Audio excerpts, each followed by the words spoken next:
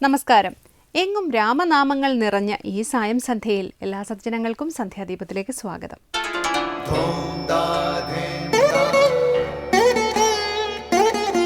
ശുഭം ഭവതു കല്യാണമായുസാരോഗ്യവർദ്ധനം സർവദുഃഖ വിനാശായ സന്ധ്യാദീപം നമോസ്തുതേ.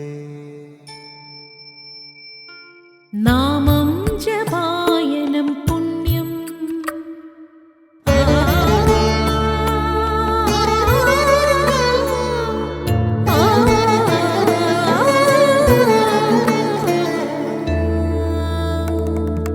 നാമം ജപായനം പുണ്യം നിരുപമദീപാങ്കുരം പോലെ സ്വരശ്രുതിലയവരമതുലം ദീവാങ്കണം മോക്ഷ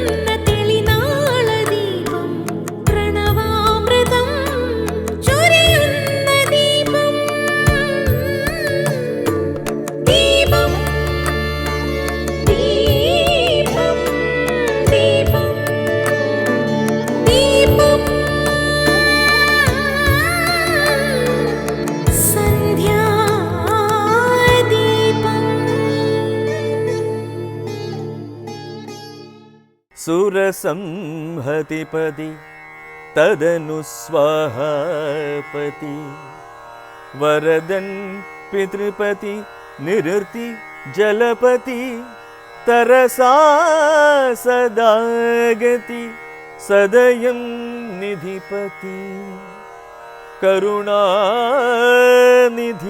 പശുപതി നക്ഷത്രപതി സുരവാഹിനീപതി തനയൻ ഗണപതി സുരവാഹിനീപതി പ്രമഥഭൂതപതി ശ്രുതിവാക്യാത്മാ ദിനപതി ഖേടാനാം പതി ജഗതി ചരാചരജാതികളായുള്ളോരും അഗതിയായോരടിയൻ അനുഗ്രഹിക്കേണം അകമേ സുഖമേ ഞാനനിശം വന്ദിക്കുന്നേൻ അഗ്രജൻ മമ സതാം വിദുഷാമഗ്രേസരൻ മദ്ഗുരുനാഥൻ അനേകാന്തേവാസികളോടും ഉൾക്കുരുന്നിങ്കൽ വാഴ്ക രാമനാമാചാര്യനും മുഖ്യന്മാരായ ഗുരുഭൂതന്മാർ മറ്റുള്ളോരും. ഋഷിമാരുടെ ജീവിതം അതുപോലെ സ്വന്തം ജീവിതത്തിൽ പകർത്തിയവരാണ് രഘുവംശ ചക്രവർത്തിമാർ. കാളിദാസന്റെ രഘുവംശ കൃതിയിൽ നിന്ന് ഇക്കാര്യം നമുക്ക് മനസ്സിലാക്കാം. മുനിവൃത്തിയായിരുന്നു അവരുടെ ജീവിതസാരം. ഇക്ഷ്വാകുവംശപ്രഭവോ രാമോ നാമ ജനൈ ശ്രുത എന്ന് വാൽമീകി രാമായണം ബാലകാണ്ഡം 1-ാം സർഗം ശ്രീരാമനെ പരിചയപ്പെടുത്തുന്നു. രഘുവംശത്തിലെ പൂർവികനായിരുന്ന ഇക്ഷ്വാകുവിൻ്റെ പേരിൽ ഇവിടെ ശ്രീരാമൻ്റെ വംശത്തെ വിശേഷിപ്പിച്ചിരിക്കുന്നു. ആരായിരുന്നു ഇക്ഷ്വാകു എന്നും അദ്ദേഹത്തിൻ്റെ മഹത്വം എന്താണെന്നും ഭഗവത്ഗീതയിൽ നിന്ന് തന്നെ മനസ്സിലാക്കാം. ഭഗവാൻ ശ്രീകൃഷ്ണൻ യോഗ പാരമ്പര്യം വെളിപ്പെടുത്തിക്കൊണ്ട് അർജുനനോട് പറയുന്നു, ഈ യോഗം ഞാൻ ആദിയിൽ സൂര്യന് ഉപദേശിച്ചു. സൂര്യൻ തൻ്റെ പുത്രനായ വൈവസ്വത മനുവിന് ഉപദേശിച്ചു. മനു സ്വപുത്രനായ ഇക്ഷ്വാകുവിന് ഉപദേശിച്ചു.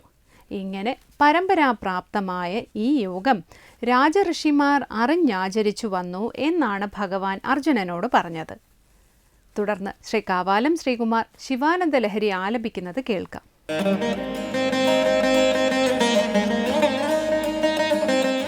സ്മൃതൗ ശാസ്ത്രേ വൈദ്യേ ശകുനകവിതാഗാനഭണിതൗ पुराणे मन्त्रे वा स्तुतिनटनहास्येष्वचतुरः कथं राज्ञां प्रीतिर्भवति मयि कोऽहं पशुपते पशुं मां सर्वज्ञ प्रथितकृपया पालय विभो. അടുത്തതായി ശങ്കര സ്തോത്രാമൃതം. കൃപാലു ഒരാളെ രക്ഷിക്കാനോ പാലിക്കാനോ മറ്റ് മാനദണ്ഡങ്ങൾ ഒന്നും നോക്കാറില്ല. അല്ലാത്തവർ രക്ഷിക്കുന്നതിന് മാനദണ്ഡങ്ങൾ നോക്കാറുണ്ട്. രക്ഷണവും പാലനവും തമ്മിൽ വ്യത്യാസമുണ്ട്. രക്ഷണം ഏകകാലമാണ്. പാലനമെന്നത് തുടർ പ്രക്രിയയാണ്. അത്യന്തം കൃപ കൊണ്ട് പ്രസിദ്ധനായ ഭഗവാനിൽ എന്നെ പാലിക്കണമേ എന്ന് പ്രാർത്ഥിക്കുന്ന ശങ്കരാചാര്യരുടെ ശിവാനന്ദ ലഹരിയിലെ 5-ാമത്തെ ശ്ലോകമാണ് ഇന്ന് ശങ്കര സ്തോത്രാമൃതത്തിൽ സ്വാമി ചിദാനന്ദപുരി വ്യാഖ്യാനിക്കുന്നത്.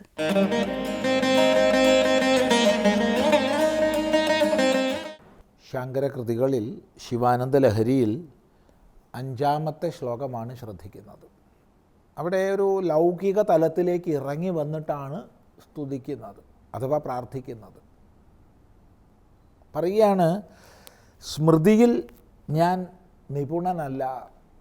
മഹാഭാരതം, രാമായണം, 18 പുരാണങ്ങൾ, മറ്റ് സ്മൃതി ഗ്രന്ഥങ്ങൾ, മനുസ്മൃതി, യാജ്ഞവൽക്യ സ്മൃതി ഇത്യാദി, അങ്ങനെയുള്ള സ്മൃതികളിലൊക്കെ നിപുണന്മാരായവർ വിദ്വാൻമാരായിട്ട് അംഗീകരിക്കപ്പെടുകയും രാജസഭകളിൽ അവർക്ക് പണ്ഡിത പദവി ലഭിക്കുകയും ചെയ്യും.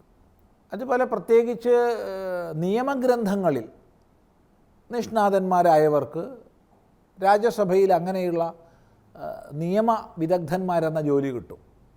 മനുസ്മൃതി, യാജ്ഞവൽക്യ സ്മൃതി, പരാശര സ്മൃതി, അങ്ങനെയൊക്കെയുള്ള സ്മൃതികളിൽ നിപുണന്മാരായവർ, പാരസ്കരൻ, ഗോഭിലൻ, അങ്ങനെയൊക്കെയുള്ള സ്മൃതികാരന്മാർ. അതിലൊന്നും ഞാൻ ചതുരനല്ല.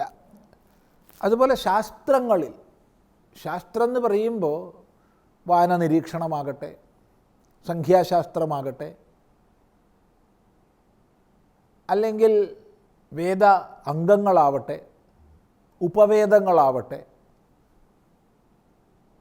അതുമല്ലെങ്കിൽ കലകളോട് ബന്ധപ്പെട്ട ശാസ്ത്രമാകട്ടെ, അതിലൊക്കെ നിപുണന്മാരായവർക്ക് നല്ല പ്രസിദ്ധി ഉണ്ടാവും, രാജസഭകളിൽ അംഗീകാരം ഉണ്ടാവും, വരുമാനം ഉണ്ടാവും. ഞാൻ അതിലും നിപുണനല്ല. വൈദ്യശാസ്ത്രത്തിൽ നിപുണനായാൽ അപ്പോഴും സുഖമായി ജീവിക്കാനുള്ള സാമ്പത്തിക ലാഭം ഉണ്ടാവും. പോരെങ്കിൽ രാജസഭയിലൊക്കെ അംഗീകരിക്കപ്പെടും, രാജാക്കന്മാർ ബഹുമാനിക്കും. അതുപോലെ ശകുന കവിതാഗാനഭണിതവും, ശകുനശാസ്ത്രം, പ്രത്യേകം നിമിത്തങ്ങൾ, അപ്പോൾ ആ നിമിത്തങ്ങളുടെ ഫലം പറയുന്ന ശാസ്ത്രം, നിമിത്തശാസ്ത്രം, അങ്ങനെയുള്ളവർക്കും രാജ്യസഭകളിൽ അംഗീകാരം ഉണ്ടാവും, സമൂഹത്തിൽ അംഗീകാരം ഉണ്ടാവും, വരുമാനം കിട്ടും. അതിലും ഞാൻ നിപുണനല്ല. കവിതാരചന, അപ്പോൾ കവികൾ വലിയ വലിയ കവികളാകുമ്പോൾ അവർ തീർച്ചയായിട്ടും സമൂഹത്തിലും രാജ്യസദസ്സിലുമൊക്കെ ബഹുമാനിക്കപ്പെടും. രാജാവിൻ്റെ വിദ്വൽ സദസ്സിൽ കവികൾക്കെല്ലാം സ്ഥാനമുണ്ടാകും. അതുപോലെയാണ് ഗാനഭണിതി. ഭണിതി എന്ന് പറഞ്ഞാൽ സ്പഷ്ടമായി പറയുകയാണ്. അപ്പോൾ പാടുക എന്ന് ഇവിടെ അർത്ഥമെടുക്കാം. അപ്പോൾ സംഗീതജ്ഞന്മാർക്ക് വലിയ ആദരവുണ്ടാവും, രാജസഭകളിൽ സ്വീകാര്യതയുണ്ടാവും. അതുപോലെ പുരാണേ മന്ത്രേവ, പുരാണത്തിലാവട്ടെ, പുരാണം 18 പുരാണങ്ങളാവാം, അല്ലെങ്കിൽ വ്യത്യസ്ത പുരാവൃത്തങ്ങളെ പറയുക എന്നുള്ളത്, വളരെ ചമൽക്കാരങ്ങളൊക്കെ കൂട്ടി കഥാകഥനത്തിൻ്റെ വിശേഷതകളെല്ലാം ചേർത്ത് പുരാണാഖ്യാനങ്ങൾ ചെയ്യുക, പുരാവൃത്തങ്ങൾ പറഞ്ഞ് സഞ്ചരിക്കുക സമൂഹത്തിൽ. മന്ത്രേവ അല്ലെങ്കിൽ മന്ത്രവിദ്യ, മന്ത്രോപദേശങ്ങൾ നൽകുക. അതുപോലെ പ്രത്യേകം രഹസ്യോപദേശങ്ങൾ, അതും മന്ത്രമാണ്.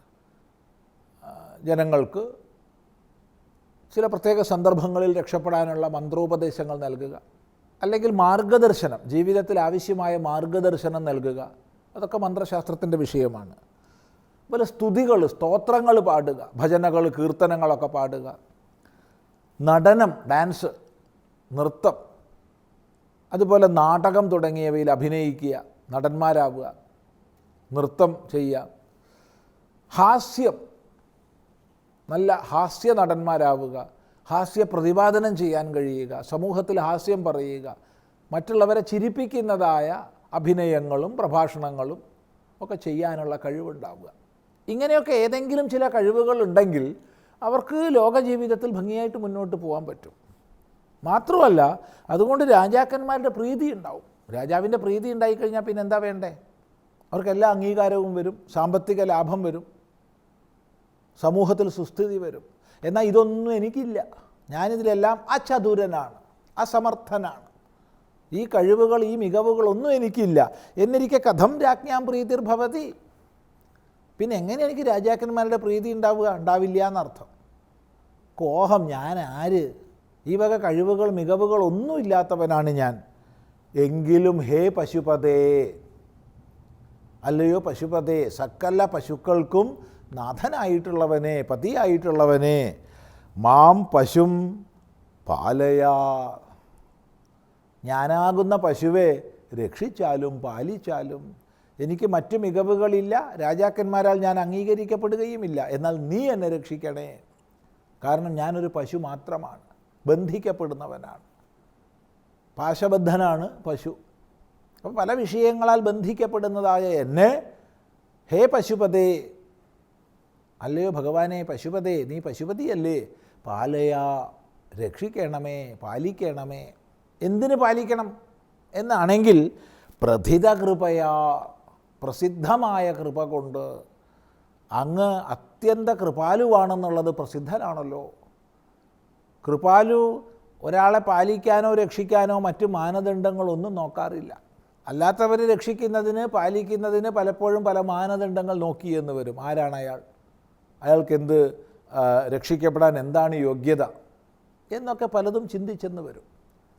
പക്ഷേ കൃപാലുക്കൾ ഒരിക്കലും അങ്ങനെ ചിന്തിക്കാറില്ല. അവർ രക്ഷിക്കേണ്ടവരെ രക്ഷിക്കും, പാലിക്കേണ്ടവരെ പാലിക്കും. ഇപ്പോൾ രക്ഷണവും പാലനവും പ്രധാനമായിട്ടുള്ള വ്യത്യാസം, രക്ഷണം ഏകകാലമാണ്, പാലനം എന്നുള്ളത് ഒരു തുടർ പ്രക്രിയയാണ്. ഒരാപത്തിൽപ്പെട്ടിരിക്കുന്ന ഒരാളെ രക്ഷിക്കുന്നു എന്ന് പറഞ്ഞാൽ ഒറ്റ പ്രാവശ്യമാണ്. എന്നാൽ പാലനം അങ്ങനെയല്ല, പാലനം തുടർ പ്രക്രിയയാണ്. അതുകൊണ്ട് ഹേ പശുപതേ, എന്നെ പാലിക്കണമേ. ഹേ വിഭോ, അങ്ങ് എല്ലാം നൽകുന്നവൻ അങ്ങല്ലേ.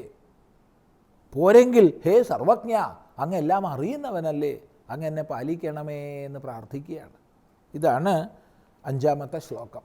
തുടർന്ന് നമുക്ക് അടുത്ത പ്രാവശ്യം ശ്രദ്ധിക്കാം.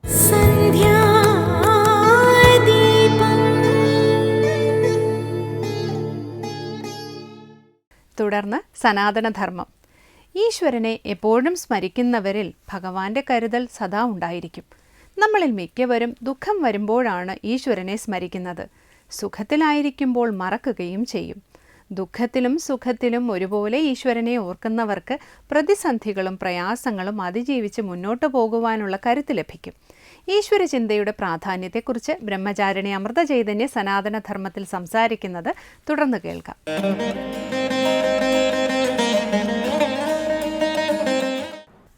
ഓം അമൃതേശ്വരേ നമഃ. യൈസ്തു ഭക്ത്യാ സ്മൃതാനൂനം തേഷാം വൃദ്ധി പ്രജായത്തെ. യേ ത്വാം സ്മരന്തി ദേവേശി രക്ഷസേ താൻ ന സംശയഃ. ഈശ്വരിയായ ദേവിയെ ഭക്തിയോടെ ഓർമ്മിക്കുന്നവർ തീർച്ചയായും വിജയിക്കും. അവിടുത്തെ ഓർക്കുന്നവരെ എല്ലാം അവിടുന്ന് സംരക്ഷിക്കുന്നു, അതിൽ യാതൊരു സംശയവുമില്ല.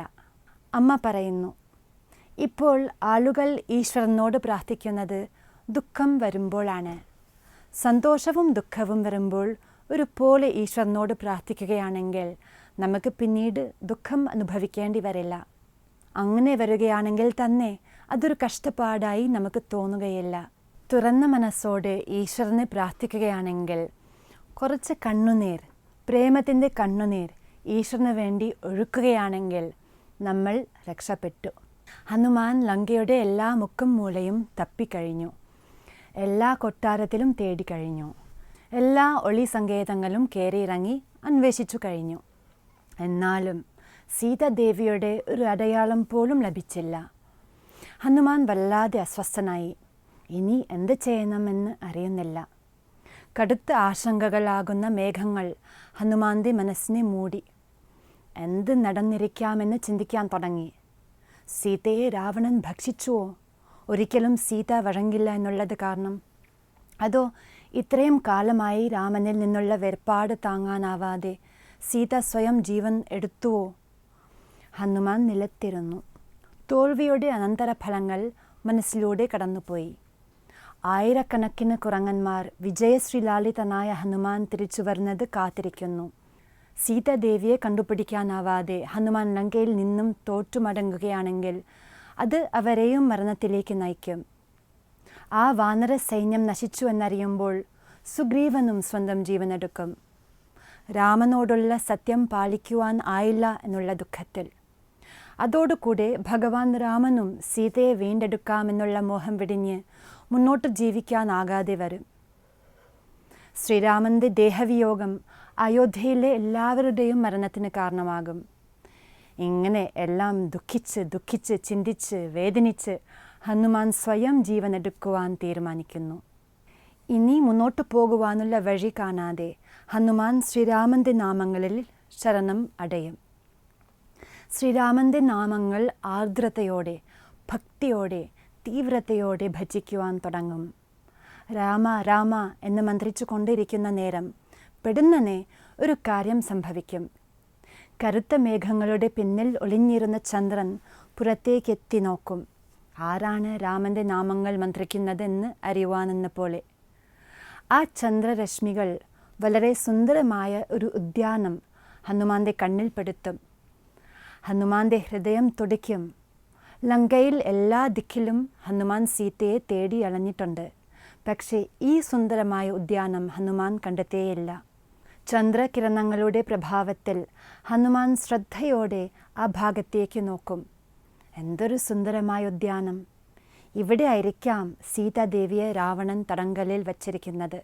പെട്ടെന്ന് മനസ്സിൽ ആശ ഉദിക്കുകയും ചാടി എഴുന്നേറ്റ് തോട്ടത്തിലേക്ക് ഓടുകയും ചെയ്യും ഹനുമാൻ.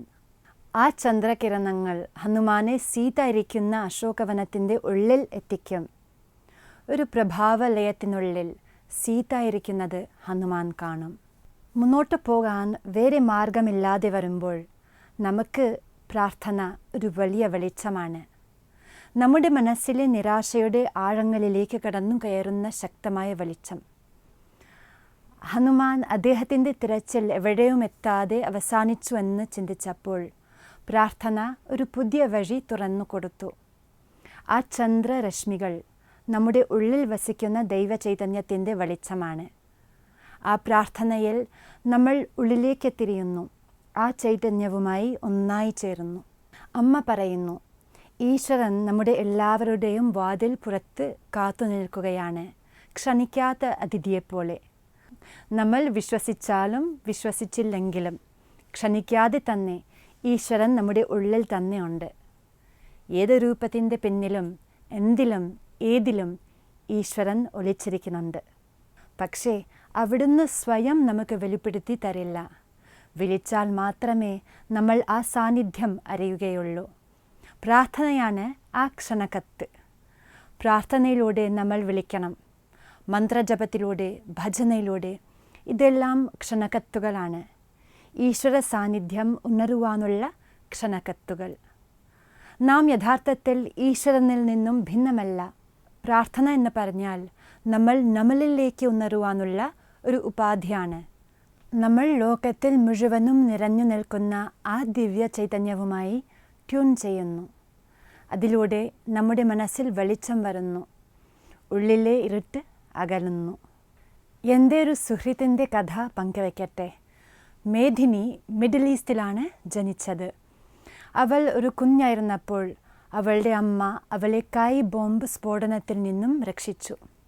ഇപ്പോഴും അമ്മയുടെ ശരീരത്തിൽ ഇരുമ്പ് കഷ്ണങ്ങളുണ്ട്. മേധിനി ഓർക്കുന്നു ഭീതിയുടെ ആ നാളുകൾ, കട്ടിലിൻ്റെ അടിയിൽ ഒളിച്ചിരുന്ന കാലങ്ങൾ, ആളുകൾ കയറിയിറങ്ങി അവരുടെ വീട് തിരയുമ്പോൾ. അവസാനം അവരുടെ കുടുംബം ജർമ്മനിയിലേക്ക് അഭയാർത്ഥികളായി വന്നു. അവിടെ സുരക്ഷിതമായ അന്തരീക്ഷത്തിൽ അവൾ വളർന്നു. മെഷീൻ ഗണ്ണുകളിൽ നിന്നും ഗ്രനേഡുകളിൽ നിന്നും അകന്ന ഒരു ലോകത്തിൽ. പക്ഷേ കുഞ്ഞുകാലത്തിൻ്റെ അനുഭവങ്ങൾ അവളെ വിട്ടുപോയിരുന്നില്ല. അവ എന്നും പേടി സ്വപ്നങ്ങളായി അവളെ പിന്തുടർന്നുകൊണ്ടേയിരുന്നു. വർഷങ്ങൾക്ക് ശേഷവും രാത്രി ഉറങ്ങുമ്പോൾ ഈ പേടി സ്വപ്നങ്ങൾ അവളെ വേട്ടയാടി. അങ്ങനെയിരിക്കെ ജർമ്മനിയിൽ വെച്ച് തന്നെ നമ്മുടെ അമ്മയെ മേദിനി കണ്ടു. പിന്നീട് അമൃതപുരി ആശ്രമത്തിലേക്ക് താമസം മാറി. പെട്ടെന്ന് അവൾ പ്രതീക്ഷിക്കാതെ ഈ ചീത്ത സ്വപ്നങ്ങൾ അവളെ വിട്ടുപോയി. ഇതാണ് മേദിനി എന്നോട് പറഞ്ഞത്. ഞാൻ ഈ പേടി സ്വപ്നങ്ങൾ അനുഭവിച്ചുകൊണ്ട് വർഷങ്ങളോളം കഴിഞ്ഞു. അവ ഉളവാക്കുന്ന ഭയത്തിനു മുന്നിൽ ഞാൻ നിസ്സഹായായിരുന്നു. പക്ഷേ അത്ഭുതമെന്നേ പറയാനുള്ളൂ. ഞാൻ ദിവസവും അർച്ചന ചെയ്യാൻ തുടങ്ങിയപ്പോൾ ഈ പേടി സ്വപ്നങ്ങൾ മുഴുവനും എന്നെ വിട്ടുപോയി. ലളിത സഹസ്രനാമ അർച്ചനയിലൂടെ എനിക്ക് ഒരു വലിയ ബലം കിട്ടി. ആ ഭയാനകമായ ഓർമ്മകളിൽ നിന്നും രക്ഷ നേടുവാനുള്ള ഒരു ഉപകരണം. പ്രാർത്ഥനയിൽ നമ്മൾ ചിലവാക്കുന്ന സമയം നഷ്ടമല്ല. നമ്മൾ ആ ദിവ്യ ചൈതന്യത്തിന് പ്രാർത്ഥിക്കുമ്പോൾ നന്മയുടെ നലതരംഗങ്ങൾ നമ്മുടെ ഉള്ളിൽ സൃഷ്ടിക്കപ്പെടും. അമ്മ പറയും, ഈശ്വരനിൽ ശരണാഗതി അടയൂ. ആത്മാർത്ഥമായി പ്രാർത്ഥിക്കുന്നവർക്ക് ഒന്നിനും ഒരു കുറവും ഉണ്ടാവില്ല. അവർക്ക് ആവശ്യമുള്ളതെല്ലാം ലഭിക്കും. ഇതാണ് ഈശ്വര നിശ്ചയം. നമുക്ക് ആത്മാർത്ഥമായി പ്രാർത്ഥിക്കാം.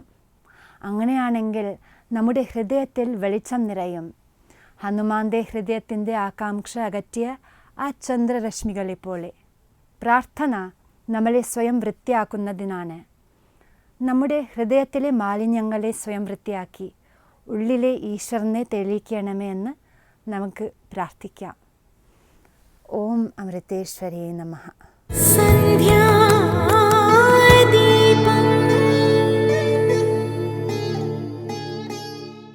അടുത്തതായി ദീപാരാധനയാണ്. ക്ഷേത്ര സന്നിധിയിലെത്തി മംഗളാരതി തൊഴുത് ഇന്നത്തേക്ക് മടങ്ങാം. എല്ലാവർക്കും നമസ്കാരം.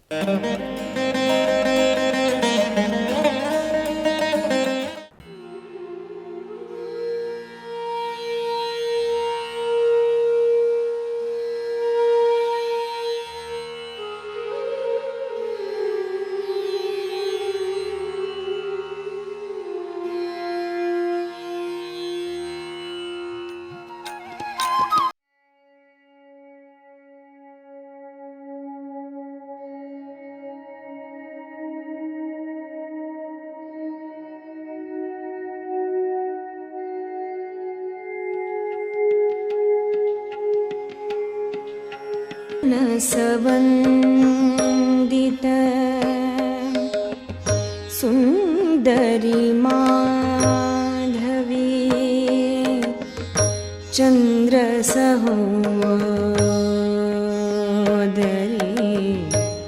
ഹേമമയേ മുനിഗണമണ്ഡിത മോക്ഷപ്രദായിനി മഞ്ജുളഭാഷിണി വേദനുദേ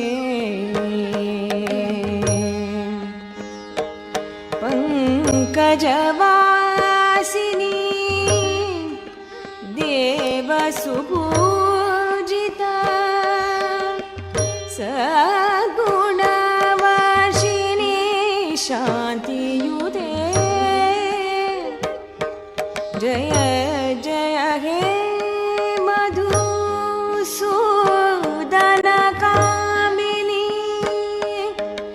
जय जय हे मधुसूदनकामिनी